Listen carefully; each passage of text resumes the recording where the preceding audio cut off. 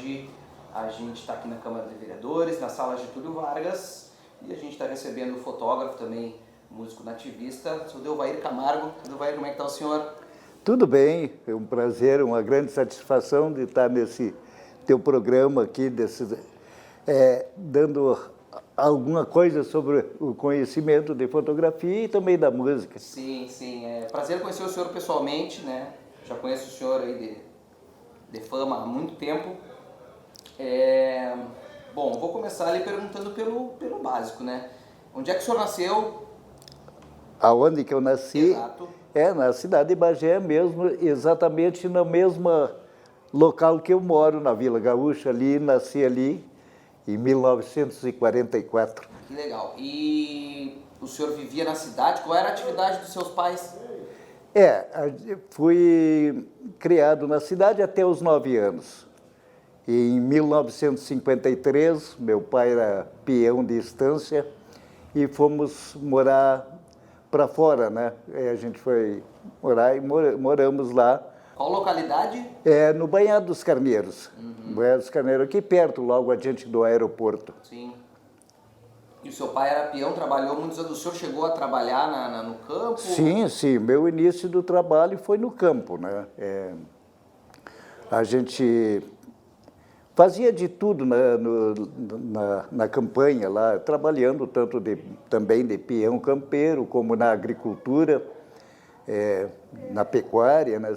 Mas isso, guri? Não, até os 25 anos. Não, Eu, bastante. na época, só deixei para vir servir, né, no quartel, que vim para a cidade, mas depois voltei para lá e até os 25 anos eu trabalhei na campanha. E depois, com a minha mãe adoeceu, a gente teve que vir para a cidade e eu acompanhei ela para vir. O meu pai ficou trabalhando no campo e eu vim para a cidade para cuidar. E eu não sei o que veio antes na sua vida, se foi a fotografia ou se foi a música, né? Interessante é o seguinte, antes da fotografia veio a eletrônica. Eu mesmo lá na campanha, eu tive sempre, assim, uma fome de aprendizado. Eu, na época, sem querer me auto-elogiar, da turma, dos meus amigos e coisa, eu tinha aquela coisa de querer aprender alguma coisa, de aprendizado. E aí eu, morando mesmo lá na campanha, lendo uma revista, o Cruzeiro, me parece que vinha uma propaganda do Instituto Universal Brasileiro. Sim. E eu me interessei por radiotécnico, pelo curso de radiotécnico que se chamava, que hoje se chama técnico em eletrônica, né? Sim. E eu digo, vou fazer um curso de radiotécnico. Mas aqui, morando na campanha, como é que tu vai fazer? Aqui não tem luz, não tem nada. Eu vou dar um jeito. E aí, o dinheiro era curto. Aí meu pai me deu uma novilha, vende essa novilha para ti e faz o curso que tu tem vontade. Aí eu vendi e me inscrevi no curso de radiotécnico e que para quem pagasse à vista tinha um curso grátis Extra. a escolher, né? Certo. E eu, como também tinha admiração pela fotografia, disse que eu vou fazer de fotografia. Aí fiz o curso de eletrônica e continuei fazendo o curso Eles mandavam fascículo, de fotografia, né? mas a fotografia era mais aquilo como um hobby, né? Sim. E mesmo que eu estudei 1 ano e não tinha uma máquina de fotografia para tirar, porque eles não tinham mandado a máquina. Depois, quase no fim do curso, foi 2 anos o curso, quase no fim do curso que eles me mandaram uma máquina muito comum na época, né? E depois veio a máquina, mas eu nunca me importei muito pela fotografia. Eu queria era o curso de eletrônica. Quando vim para a cidade, comecei a trabalhar numa oficina de eletrônica, né, de concertos de rádio. E aí... Onde é que era? Que eletrônica era? Com quem era? Era com o Rodinei Lopes, uma eletrônica que tinha no fundo do São Benedito, aqui do orfanato. Sim. na General Osório. Eu fui trabalhar com ele ali. E nesse meio tempo a gente tinha relação com o Nabor Menezes, que era da sucursal da Zero Hora em Bagé, né? Sim. E em 1970, quando a Copa do Mundo de 70, ele diz assim: Delvair, tu que gosta da fotografia, tu não fazia um favor para mim? O que o senhor queria? Fazer a cobertura da festa, se o Brasil ganhar a Copa do Mundo, fazer a festa, fotografar a festa para mim, mandar para o jornal, que o meu fotógrafo não quer trabalhar domingo. Tá, tudo bem, eu conheço pouco de jornalismo, mas aí fotografei, saiu muito bom as fotos, aquela coisa toda, e eles assim: vem trabalhar comigo. Eu estava trabalhando na eletrônica, mas aí vim trabalhar com fotografia. Então, 1970... o dia 21 de junho de 1970. Dia do Tri. O dia do Tri, exatamente, ficou bem marcado por isso. Então, quer dizer que profissionalmente comecei a trabalhar nesse dia. Certo.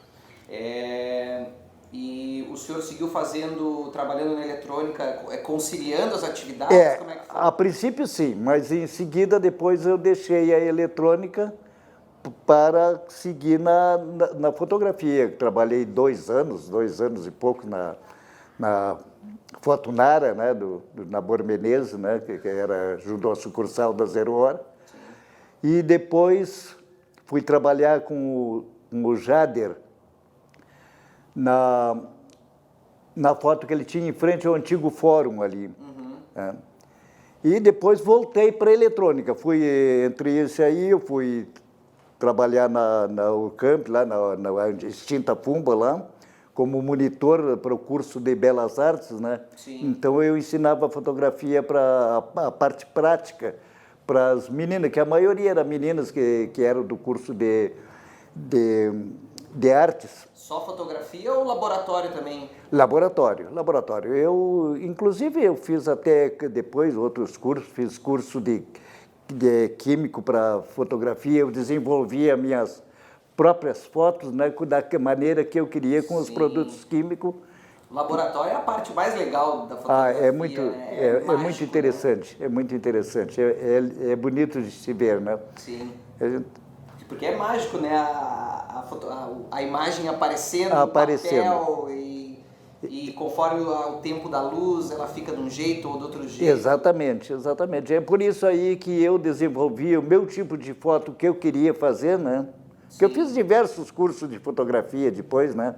E daquilo que eu queria fazer, eu desenvolvia o químico da maneira que eu queria fazer. Sim, porque hoje em dia a gente altera as fotos digitalmente, mas na época era uma coisa mais do físico. Hoje é mais dependente das máquinas do que do próprio fotógrafo, né? Então, no digital hoje, claro que tem o Photoshop e todo esse recurso eletrônico que tem hoje, né? Que, na verdade, fica muito bonito, né? Mas a arte, aquela em si, do próprio fotógrafo, do próprio que está fazendo a foto, já não tem mais, né? Não tem mais aquela... Eu até ia lhe perguntar, mas já que a gente já chegou nesse ponto, é isso, como é que o senhor acompanhou várias transformações do processo de fotografia, né? Sim. Como é que foi a adaptação, por exemplo, do analógico para o digital? Para o senhor foi tranquilo? Muito tranquilo. Gostei muito da transformação pela facilidade. E mesmo que, como, né, modéstia à parte, que o conhecimento da fotografia ficou muito fácil. Aquelas pessoas que não tinham muito conhecimento sofreram para passar para o digital. Sim, né? sim. Mas para mim foi maravilhoso. Me facilitou muito justamente no momento de fotografar em estúdio, né? Daquele de fazer luz, foi muito melhor com o digital hoje, né? E o senhor o senhor é muito popular em termos de foto de estúdio. Acho que todo mundo em Bagé já tirou alguma foto com o senhor na Foto Lírio, né? Mas o senhor também teve um trabalho mais artístico de fotografia, Sim, certo? sim, exatamente. Eu sempre procurei trabalhar mais com porque a base da fotografia é a luz, né? Sim. A base da fotografia é luz e sombras. Então, a arte de iluminar é que deixa a maior beleza da fotografia na arte de iluminar. Hoje quase não se faz as coisas, porque como a maioria trabalha com o digital hoje automático, que a máquina que é o que faz a vontade da máquina, sim, não a vontade do fotógrafo, né? E essa a pequena diferença que existe.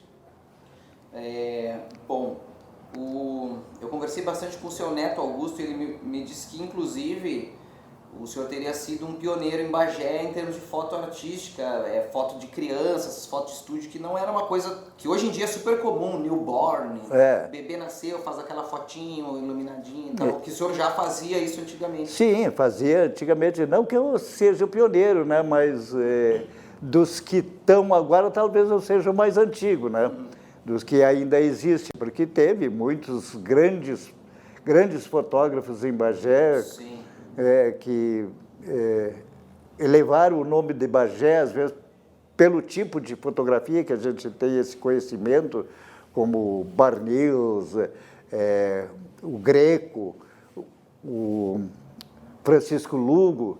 Então, esses aí foram os pioneiros da imagem fotográfica de Bagé. O seu Lugo eu lembro muito, assim, criança, de ir no estúdio do seu Lugo, lá com a família, fazer foto. E lembro também de ir na Foto Lírio, né? Eu entrevistei aqui o seu Candiota, que também é que era um fotógrafo antigo, né? Que também lembrava desse período mais romântico da fotografia. Romântico. Né? Bom, em paralelo às suas atividades como fotógrafo e como técnico de rádio, né? Bom, o senhor falou no rádio. Quando criança, o rádio devia ser, assim, o senhor tinha televisão ou era mais... Porque todo mundo... O rádio era muito presente, né? Exatamente. O rádio, na época, da minha juventude... Não, campanha, né? Quase que nem se falava. Recém estava o início da televisão, né? Eu mesmo, aprendi a fazer concertos de rádio, mas televisão eu não entendia nada, até depois, quando começou a entrar a televisão, que eu fiz um curso para aprender a consertar a televisão, ainda do tempo da televisão a válvula ainda, né? Antes do transistor, antes do integrado.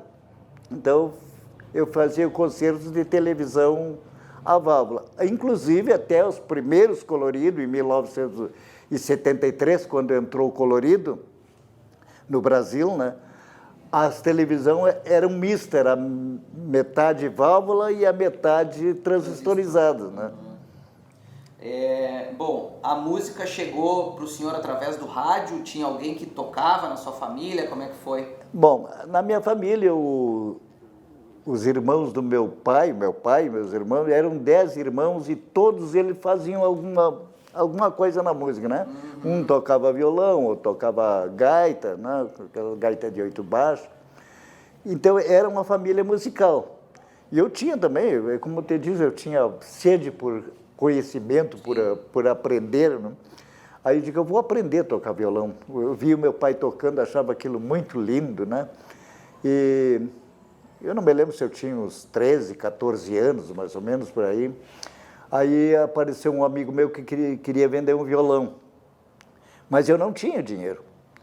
E ele disse assim, não, mas então tu faz o seguinte, tu corta 2 caminhões de macega, de palha, né? Não é Santa Fé, é a palha estaladeira, aquela que chama, que era para cobrir o tijolo na olaria, para se viesse chuva não molhar o tijolo. Tu corta 2 caminhões de palha para mim, que eu te dou o violão, em troca do violão. Sim. Tá certo, fiz isso. E dali eu comecei a aprender alguma coisa com meu pai, fazer os acordes básicos, né? Dó, ré, mi, fá, sol, lá, si, ali, né? E dali comecei, claro que não sou um tocador de violão, eu sou o básico do básico, sim, mas aí daí foi o meu início na música. E interessante é o seguinte, sabe, que na época, quando eu comecei a aprender, aquela era Teixeirinha, Gildo de Freitas, eu gostava daquele tipo de música. Mas a música que sempre mais me interessou foi a música italiana. Eu passava até certa parte da noite ouvindo uma rádio de Portugal que tinha um programa em italiano. Sanremo e Pepino de Capri. Exatamente, exatamente. E na época estava passando uma novela pelo rádio aqui, né, uma radionovela, O Italianinho da Cara Suja. Ali foi que eu fui me interessar pela música. Eu achei tão bonito o tema da novela, que era Se Piege Se Ride, com Bob Solo, acho que é. E a música que, além da música gaúcha, que eu mais gosto é a música italiana. Certo. Até a gente estava falando em música e rádio. O senhor chegou a frequentar os estúdios das rádios aqui, que tocavam ao vivo? Sim, tinha aqui a Rádio Cultura e a Rádio Difusora na época, né? O programa O Céu e o Chão da Querência, da Rádio Cultura, e Camperiando na Querência da Rádio Difusora. Sim. Eu ia sempre assistir os programas. Só para explicar para quem está assistindo que antigamente as rádios eram o máximo que tinha, e as rádios tinham um estúdio, tinha auditórios e apresentações ao vivo. Sim. As pessoas iam ao estúdio das rádios para ver os músicos, né? Com certeza. É uma coisa inimaginável, né? Hoje em dia, né? O senhor, até então, o senhor era só um entusiasta da música, né? Foi com seus netos que o senhor resolveu se dedicar mais a isso? Como é que foi? Exatamente. Quando o Augusto deu sinais que seria um cantor, quando pequeno, né? Que a gente frequentava a piscina do Recreativo lá, né? E ele era pequeno, com 4 anos aí. E sabe o que ele fazia? Ele cantava a música Aquela o Guri, né? Do César Passarinho, para o pessoal ouvir assim, para dar bala para ele. E ali a gente notou que ele teria como é que eu vou dizer assim, seria um entusiasta da música, assim, que... E dali foi que começou. Aí o que eu fiz? Fiz um curso de violão com o professor Idemar, para aprender um pouco mais, para acompanhar o Augusto nos festivais. Eu conversei com o professor Idemar já aqui e ele ensinou muita gente a tocar violão em Bagé, né? É incrível, né? Bom, isso tem a ver com os festivais do CTG Sentinela? É anterior, é posterior? O senhor já era patrão do CTG, já era envolvido? Sim, quando começou com o Augusto, eu já tinha até deixado a patronagem do CTG. Fui patrão do CTG de Sentinela da Fronteira. E aconteceu isso assim, ó. Fizeram um baile no CTG Sentinela para homenagear os ex-patrões, né? Tá. Em homenagem aos ex-patrões, claro. Eu fui convidado e o Augusto foi conosco. E nesse dia botaram um papelzinho nas mesas, assim, né? Anunciando o primeiro rodeio artístico do CTG Sentinela da Fronteira, onde tinha as categorias mirim, juvenil e adulto. E o Augusto olhou aqui e disse: quem sabe eu aprendo uma música para cantar nesse festival? Tu é que sabe, se quiser, vamos. E a gente ensaiou e começou. O começo do Augusto foi no CTG Sentinela da Fronteira, no primeiro rodeio artístico do CTG. Sim. E aí a Cristiele, que é a irmã dele, né? Sim. Ouvindo ele, eu também quero cantar. Então, ela era bem pequenininha. Bem pequena, ela tinha 5 anos e o Augusto tinha 7. Certo. Acabou se tornando uma coisa séria, né? Sim, é. A Cristiele se inscreveu no The Voice, né? The Voice Brasil. Ela se inscreveu como Kid, né? Como no The Voice Kid, porque ela tinha 15 anos quando ela se inscreveu. Sim. Mas chegou atrasado a inscrição dela e em seguida ela faria 16 anos, que já tinha idade para o The Voice. Certo. e eles se interessaram pela música dela lá, acharam bem, e aí convocaram ela para o The Voice adulto. Sim. Foi até hoje, acho que com menos idade, com 16 anos, umas coisas, mas ela recém tinha feito. Ela fez em maio e em junho já chamaram ela para o The Voice. O senhor levava eles para o banheiro para ensaiar? Sim, é interessante isso. Pela acústica, né? Então a gente ia cantar, eles iam cantar ali, e como a gente não tinha um microfone, uma coisa, não, vamos fazer o seguinte, vamos aqui no banheiro, que a acústica do banheiro é como que você estivesse tendo uma amplificação. Tem reverb no banheiro? É um reverb, aí, exatamente isso. Eu não sei se o senhor sabe, mas o João Gilberto, que é um dos nossos grandes nomes da música brasileira em termos de violão, a bossa nova também nasceu ele tocando no banheiro, né? Ele morou no Hotel Majestic aqui em Porto Alegre, que agora é a Casa de Cultura Mário Quintana, né? Nos anos 50, e foi no banheiro do Hotel Majestic que meio que nasceu a bossa nova, exatamente por essa coisa do banheiro ter um som... Da acústica, né? Da acústica, o reverb. Diferenciado. E outra coisa que eu achei curiosa, eu queria que o senhor falasse sobre o Fuca Azul, que era o que vocês usavam para viajar e usava o tom do motor do Fuca. É interessante, o Augusto contou tudo isso. Sim. Um dia nós ia indo para o CTG e eles iam cantando no carro, né? Aí o Augusto ia cantar uma música que era em Mi menor, me parece que é. E eu ouvia, quando ele entrava a cantar, eu via que o tom dele fechava com o ruído do motor, né? E eu digo para ele, segue o ruído do motor, que esse motor aí está em Mi menor. O diapasão do Fuca é Mi menor. Exatamente.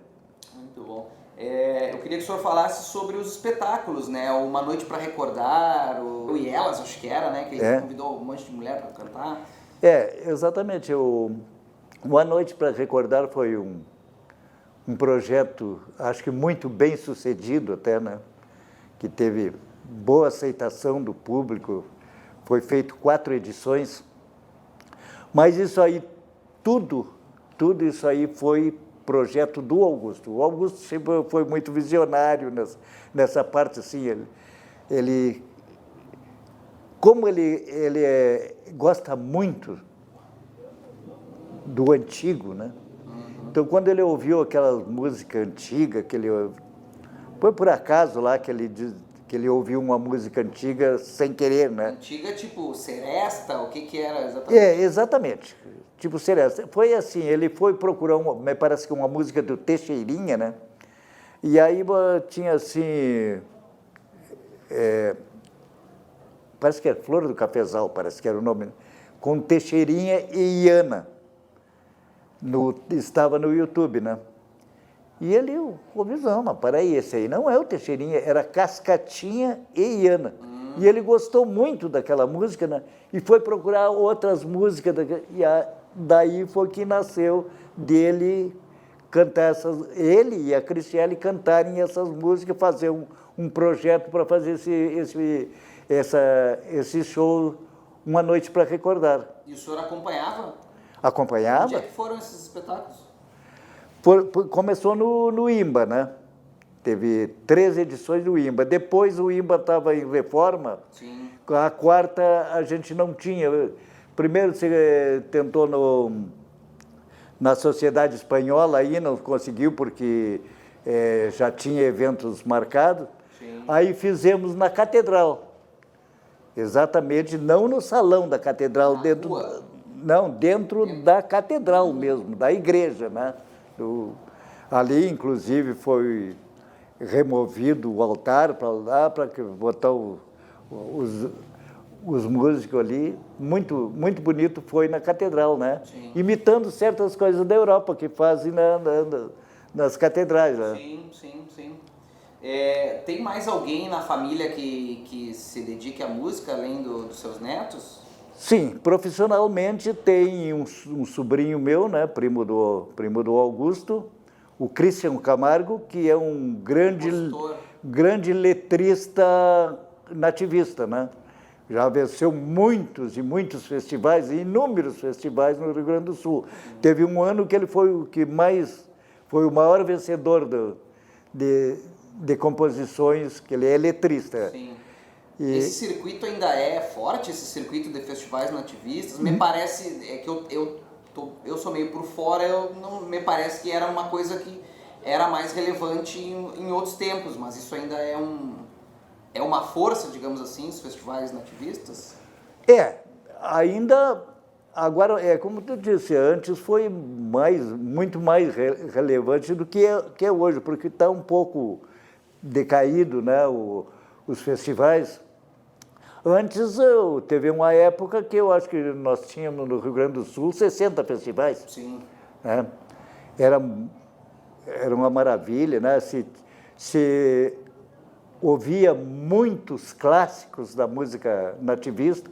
Hoje não tem saído, eu acho que nenhum clássico, eu acho que não tem, nos últimos 5, 6 anos, sim, não se vê um clássico, mas se vê boas músicas, mas não aqueles clássicos como Guri, Veterano, e etc., né, Tertúlia, que eram clássicos que até hoje ainda são tocados. Né? O senhor acha que isso tem a ver com o público que está consumindo outras coisas, ou é porque a produção artística foi para outro lado? Acho que a produção artística foi para outro lado, influenciado muito pelo digital. Porque hoje o digital, né, está em tudo. Sim. Então, o digital eu acho que levou para o outro lado da música. É uma maneira de pensar. Sim, sim. Não é nem melhor nem pior, com certeza, né? Com certeza. Bom, então o senhor teve digamos, o senhor é um entusiasta do tradicionalismo, tanto que o senhor em 2016 foi patrono da Semana Farroupilha, certo? Sim, 2016 fui patrono da Semana Farroupilha. Em que consistem as atividades do patrono? Justamente como é que eu vou te dizer assim, talvez assim, um incentivo, sim, eu acho. É uma honraria. Para que na Semana Farroupilha, visitar, falar alguma coisa sobre o nativismo. Muitas vezes, quando eu fui patrono, teve no CTG Sentinela da Fronteira, lá, uma turma de alunos das escolas. Aí me chamaram lá para falar alguma coisa sobre o tradicionalismo, né? E além disso, assim, o patrono é aquela coisa, visitar as entidades, levar um incentivo para que continue sempre levando a tradição, principalmente para os mais jovens, né? Sim. Estamos em 2023 e o senhor ainda está em plena atividade, né? Como fotógrafo. Claro, mas assim, ajudando no estúdio, né? Porque hoje as meninas que trabalham lá conosco vêm, às vezes, sem saber o que é fotografia, né? Sem querer desmerecer, mas elas vêm para um serviço, trabalho. Então, eu fico ali ensinando elas, explicando, né? Explicando alguma coisa, como é que funciona a fotografia, coordenando a equipe de fotógrafo, né? Como iluminar, como focar. Como iluminar, luz, velocidade, etc., que é de tudo aquilo que envolve o momento de fotografar, né? Sim. Uma coisa engraçada é que por que na foto 3x4 a gente ninguém fica bem? Fica. Fica? Fica. Então sou eu, o problema sou eu. Não. É que a fotografia 3x4 ela se tornou uma coisa assim que não põe mais a arte na 3x4. Então, todo mundo fica bem, tanto numa fotografia 3x4 como qualquer outra fotografia. Na 3x4, se faz uma fotografia que a pessoa fica bem. Agora, depende do momento de fotografar, não? Então, se for fotografar num estúdio que ainda faz a arte na fotografia, aí sai bem. Mas tá, não eu nunca consegui isso, nunca conseguiram comigo, mas bom, fotógrafo não faz milagre, né? Não. Mas consegue. Vai lá fazer uma foto lá na Foto Lírio que tu vai ver uma coisa que vai ficar bem. Sem querer fazer propaganda, né? Sim, sim. Há quantos anos que o senhor está na Foto Lírio? Agora, em dezembro, faz 30 anos. É um patrimônio já patrimônio da Foto Lírio. Com certeza, faz parte já daquelas paredes ali. O senhor tem ideia, assim, de quantas pessoas o senhor já fotografou? Não, isso não. É impossível, né? É impossível.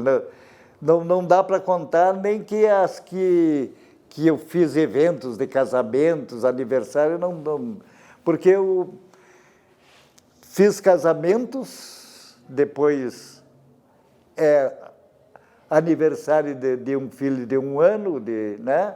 Até 15 anos, depois fotografei casamentos dessas filhas e depois... O senhor passou por 3 gerações, de repente, da mesma família. Sim, por exemplo, agora em junho, 53 anos de fotografia. Quer dizer, já é um... O senhor tem alguma história, assim, curiosa ou pitoresca aí desse período? Tem coisa assim, meio... Como é que eu vou dizer? Interessante, né? Eu não sei como te falar isso, mas quem sabe eu vou falando assim, eu estava trabalhando na Fumba lá e as meninas que estavam lá estavam tirando fotografia uma da outra e uma subiu em cima de um não me lembro o que era, que tinha um pilar, uma coisa ali, e pulava para a outra fotografar. Aí saía tremida a foto, né? Aí ela me chamava, vem cá que a foto está saindo tremida aqui, por que é? Eu digo, não, é que a velocidade está baixa, né? Então, aí eu peguei assim, aí estavam elas assim, pula aí que eu vou fotografar para ver a velocidade se está certa aqui. Quando ela pulou, a outra levantou a mão aqui assim, né? Curiosidade da fotografia. Quando eu vi aqui assim, parecia que o pé dela tinha ficado na mão. Coisas sem ser programada, né? Sim. Por acaso que saiu. Esse é um dos fatos que eu tenho essa recordação de uma coisa curiosa. E o outro foi quando logo que eu entrei na fotografia, na fotografia jornalística, eu fui fazer fotos daquele crime que houve aqui em Bagé, que o Matias Nagres matou o coronel Jackson Reis de Costa. No tempo tinha uma máquina 6x6 e ele caiu com o cigarro no meio dos dedos, assim, né? Uhum. E eu botei a máquina... No meio da rua, né? Abaixo do meio-fio da calçada, assim. Sim. Aí eu me abaixei a máquina para tirar aquilo assim, tirar a fotografia daqui. Aí tirei a fotografia, mandei para 0 hora, nem revelou por causa que o ônibus ia sair o meio-dia, parece que era daqui. A gente tinha que mandar. Foi só o filme, eu nem vi as fotografias, né? Quando no outro dia o diretor fotográfico de lá diz assim, parabéns, assim. Só que o ângulo que tu pegou, só que ele não foi publicado porque, claro, como bota o primeiro plano em foco, o fundo ficou desfocado, não dava para notar. Mas olha aqui, tu fez isso, mas eu tinha feito sem querer aquilo.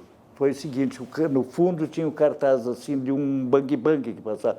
4 tiros sem perdão.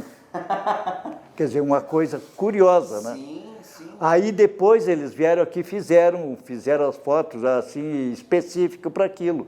Mas aquela que estava ali não deu para publicar por causa disso.